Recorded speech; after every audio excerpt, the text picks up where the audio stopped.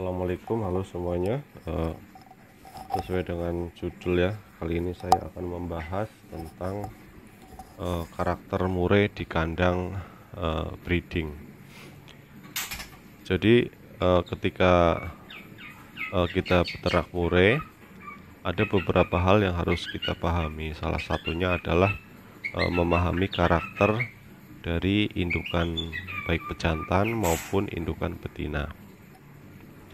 Nah, karakter ini kita baru tahu kalau kita sudah mencoba di breeding ya. Nah, susahnya di situ. Jadi ketika kita mau beli pejantan ataupun betina, kita susah untuk memprediksi apakah ini pejantan yang galak atau tidak galak, apakah suka buang telur, apakah baik ke betina, pintar mengasuh anak, dan lain sebagainya. Itu permasalahan utamanya ya. Jadi kita susah untuk menebak karakter baik pejantan maupun betina ketika kita mau beli, kecuali dengan menelusuri riwayat dari burung ini. Kita bisa tanya-tanya ke penjualnya ya. Syukur-syukur kalau ketemu penjual yang jujur ya, menceritakan apa adanya.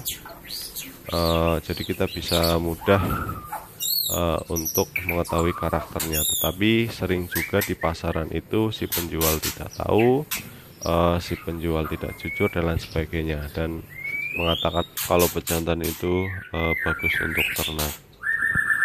Jadi kita harus pintar-pintar atau punya bekal ilmu sendiri ya teman-teman untuk memahami karakter murai. Ya, untuk yang pertama adalah karakter murai yang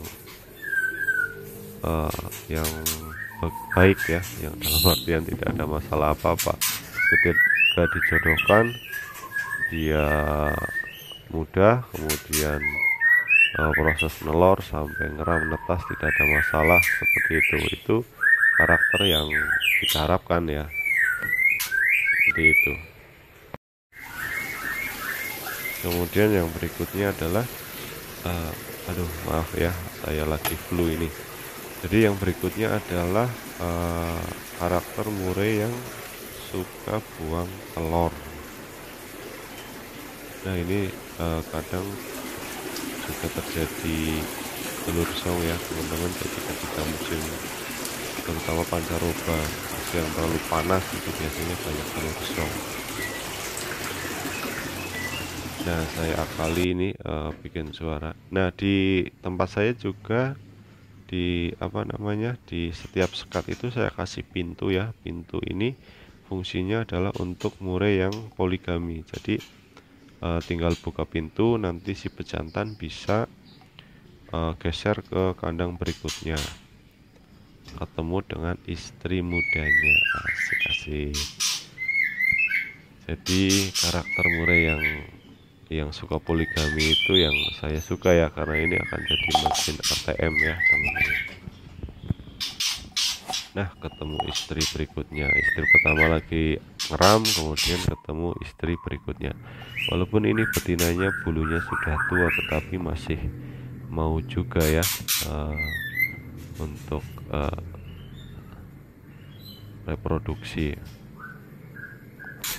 Jadi untuk murai yang suka buang telur ya, kadang ada murai yang suka buang telur, buang anakan, itu jangan dijual dulu ya teman-teman, karena sebenarnya murai karakter itu adalah birahinya tinggi. Dan kalau di tempat saya itu biasanya malah justru saya manfaatkan untuk poligami. Murai ini biasanya pintar merayu, kemudian karena birahinya yang cepat naik, akhirnya ketika hanya dengan satu betina biasanya itu akan buang telur, buang anakan, karena udah pingin wik-wik lagi gitu ya. Hanya saja ya naluri binatang seperti itu ya, malah yang dibuang anaknya. Nah untuk yang kayak gitu kita jodohkan dengan betina kedua, ketiga, dan seterusnya. Jadi murai yang suka buang telur, buang anakan malah jangan dijual, tetapi kita manfaatkan untuk untuk poligami.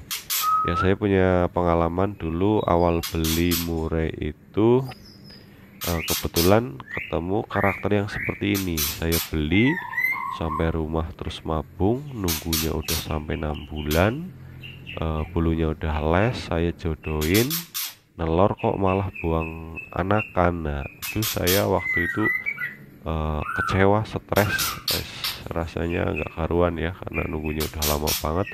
Tahu-tahu malah buang telur.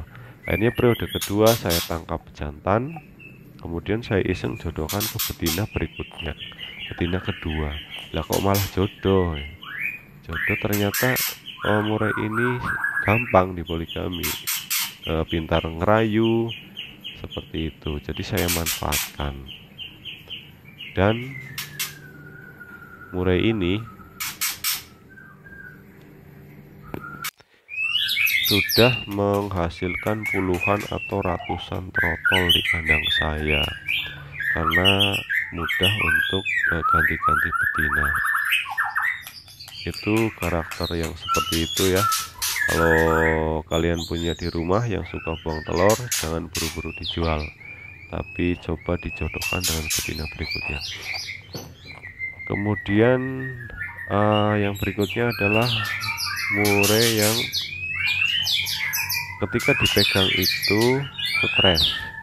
Ada karakter murai pejantan ketika kita pegang terus stres, dianya bengong, matanya, tatapannya kosong, kemudian stresnya bisa berhari-hari, berminggu-minggu, bahkan berbulan-bulan. Nah, karakter yang seperti ini ya, kalau sudah jodoh udah nggak usah diapa-apain, biarin saja dengan betinanya, nggak usah ditangkap, nggak usah dipoligami, biarin aja. Jadi karakter seperti itu nggak usah diotak-atik gitu ya.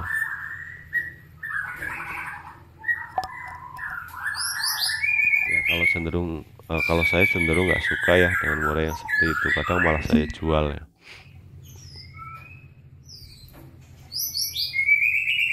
Nah, jadi ya teman-teman, untuk pejantan yang bisa dipoligami ya dipoligami, pejantan yang karakternya nggak mau dipoligami ya nggak usah diotak-atik ya, karena nanti bikin tatanan kandang jadi rusak lagi ya.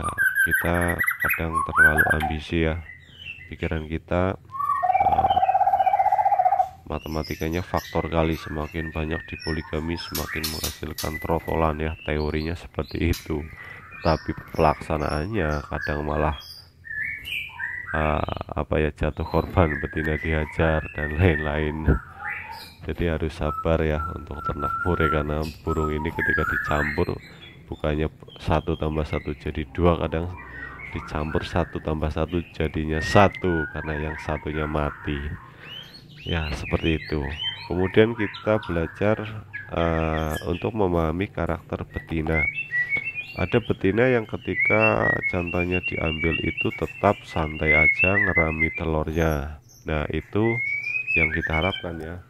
Yang seperti itu pejantan bisa diambil, dijodohkan dengan betina yang lain. Tetapi ada juga betina yang ketika jantannya diambil justru dia ikut keluar ya, tidak mau ngerami telurnya dan memanggil-manggil si pejantan. Untuk murai yang seperti ini ya udah nggak usah diotak-atik, biarin aja. Jangan pejantannya jangan dipoligami seperti itu. Kalau di tempat saya, untuk mensiasati, jadi ketika awal saya menjodohkan murai, ketika si betina pertama kali nelor, langsung si jantan itu saya ambil ya, entah itu mau diapain ya terserah, yang penting jantannya ambil aja ya. Syukur-syukur dipoligami, kalau enggak ya saya buat gantungin aja di sangkar gantung, saya cantelin aja buat bunyi-bunyian gitu, atau saya jemur. Jadi untuk melatih dari awal sudah saya setting seperti itu, jadi kedepannya tidak cengeng, tidak nyari-nyari jantannya ya. Jadi untuk melatih agar si betina ini mudah dipoligami kedepannya, itu salah satu tips ya, teman-teman bisa dicoba di rumah. Jadi apa yang saya sampaikan itu bukan teori dari buku, tetapi saya belajar dari praktek selama ini.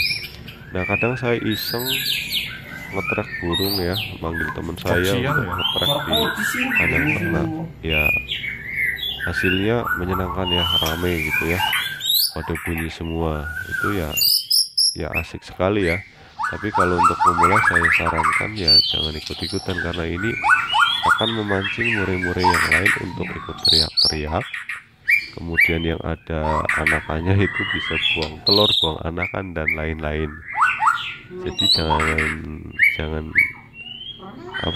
dicoba lah ya. Dan murai itu saya perhatikan ketika di kandang itu suaranya santai, banyak diemnya, itu malah justru saya seneng, karena cenderung mereka itu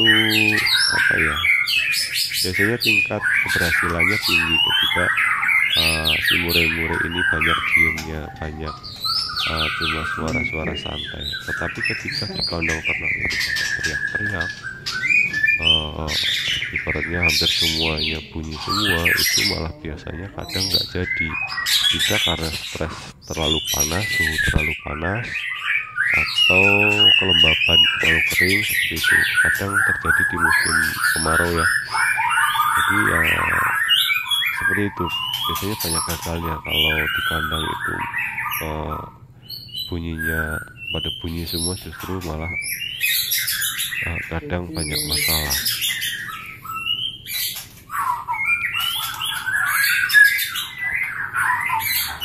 Nah, untuk tadi karakter betina ya, seperti itu ya, cara mensiasati. Kemudian untuk pejantan yang mudah dipoligami, yang buang telur itu, kadang ketika betina sapu sedang keram, jantan ini saya ambil, bisa saya jodohkan dengan betina baru yang belum pernah produksi atau betina lepas trotol. Karena lepas trotol itu biasanya cenderung susah naik birahinya ya. Jadi saya manfaatkan si tua-tua keladi ini untuk merayu betina itu, karena cenderung pintar merayu, dan kadang biasanya banyak berhasilnya ya. Jadi untuk kayak merawani gitu ya, untuk yang betina pertama kali nelor.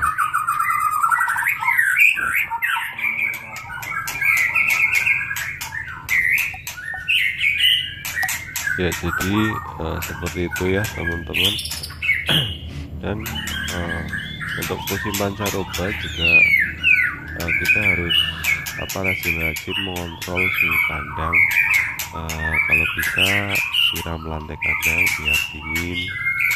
Syukur-syukur bisa pasang alat sprayer, itu bagus sekali itu yang semprot embun, itu bisa dipasang untuk meredam suhu panas dan menaikkan kelembaban.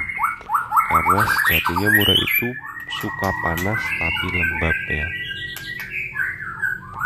Sedangkan untuk musim kering atau musim kemarau, kadang kan suhunya panas tetapi nggak lembab. Nah, itu murai nggak suka, biasanya banyak telur pada gagal. Kalau bisa, gimana caranya men-setting ruangan kandang itu agar suhu panas matahari bisa masuk, suasananya panas tetapi lembab gitu. Dan ketika pancaroba itu juga gimana caranya agar kandang itu ketika malam tidak terlalu dingin, bisa diakali dengan ventilasi itu untuk sementara kita tutup gitu ya. Jadi ventilasi untuk malam hari ditutup agar ruangan kandang di malam hari tidak terlalu dingin. Jadi murai itu tidak suka perubahan suhu yang terlalu drastis. Siang terlalu panas, malam terlalu dingin, itu membuat burung stres dan membuat telur itu biasanya banyak yang gagal. Dan untuk anakan juga kadang banyak terjadi kasus kematian ya, bisa mencret, stres dan lain sebagainya. yaitu mungkin sedikit tips ya teman-teman untuk memahami karakter murai. Nanti akan saya share sedikit tips tentang pembuatan kandang gelodok yang baik, kemudian kandang yang mudah dibersihkan, mudah perawatan, mudah memberi makan ya, bagaimana airnya, pengairannya, biar kita ketika merawat banyak kandang itu mempermudah pekerjaan. Terima kasih sudah menonton, jangan lupa subscribe ya, agar saya lebih semangat untuk update video berikutnya.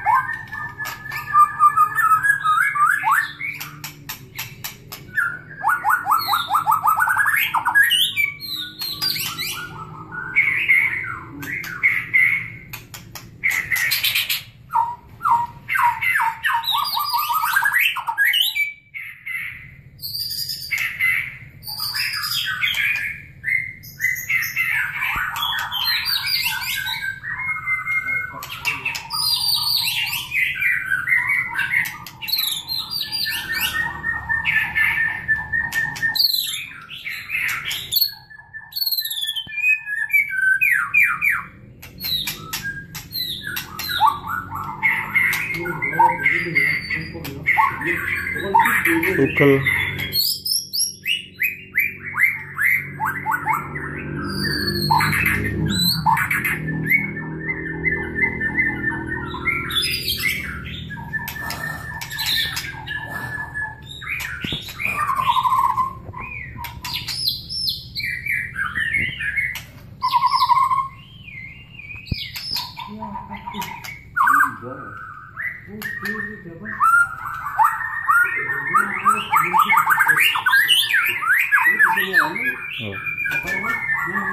Lingsang.